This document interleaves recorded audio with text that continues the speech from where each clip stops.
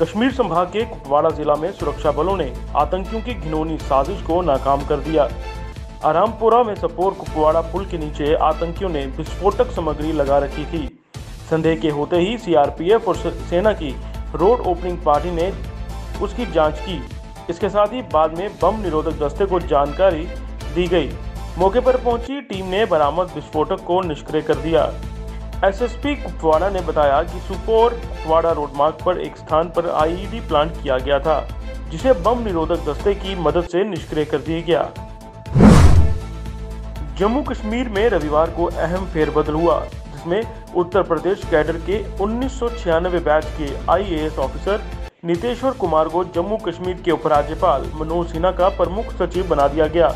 उन्हें डेपुटेशन पर जम्मू कश्मीर में भेजकर अहम जिम्मेदारी सौंपी गई है। केंद्र ने उन्हें 1 साल के लिए जम्मू कश्मीर में भेजने पर मोहर लगाई है। कोरोना संक्रमण की जांच के लिए जम्मू में स्थित Indian institute of integrated medicine ने एक किट तैयार की है। इस किट में तेजी से टेस्ट होंगे और ये सस्ती भी होगी। आईआईएम ने इसके मूल्यांकन और मंजूरी के लिए Indian council of medical research यानी कि आईसीएमआर को भेजा हुआ है। सेना में अधिकारी बनने के युवाओं के सपने को साकार करने में रेलवे भी जुट गया है। मौका था नेशनल डिफेंस एकेडमी की परीक्षा का। रविवार को कटरा से 2 परीक्षार्थियों व अभिभावक को लेकर ट्रेन जम्मू रेलवे स्टेशन पहुंची। इसके अलावा गुरदासपुर से परीक्षार्थियों को समय से जम्मू पहुंचाने के लिए 2 विशेष डीजल मल्टीपल यूनिट यानी कि डीएमयू ट्रेनें चलाई गई। इनमें परीक्षार्थियों और अभिभावकों समेत 87 लोग जम्मू पहुंचे। कश्मीर के बाद अब जम्मू संभाग में भी बिना लक्षण वाले कोरोना मरीजों को घरों में आइसोलेट किया जा रहा है।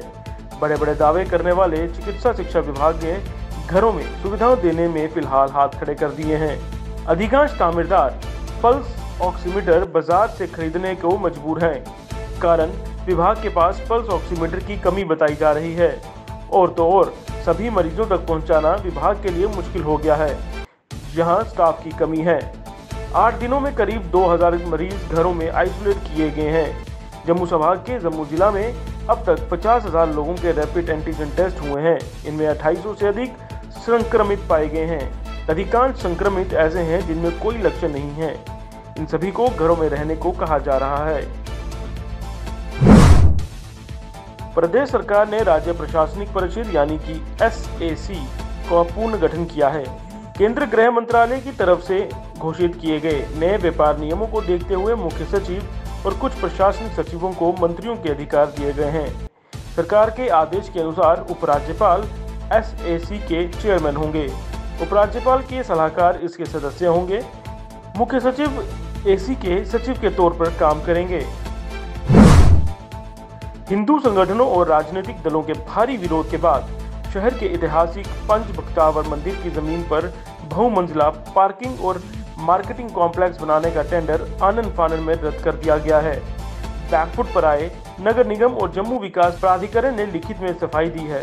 जेडीए की वाइस चेयरमैन ने कहा कि भूलवंश टेंडर में नगर निगम की जमीन बता दी गई थी, लेकिन बड़े सवाल ये हैं कि टेंडर निकालने से पहले कई विभागों की एनओसी लेनी पड़ती है, तो भूल कैसे हो गई।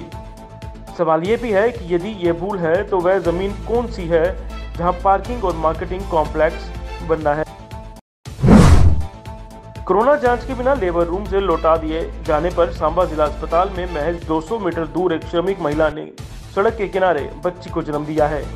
जानकारी के मुताबिक रविवार को जब नीलम सांबा जिला अस्पताल पहुंची तो उसे काफी दर्द हो रहा था।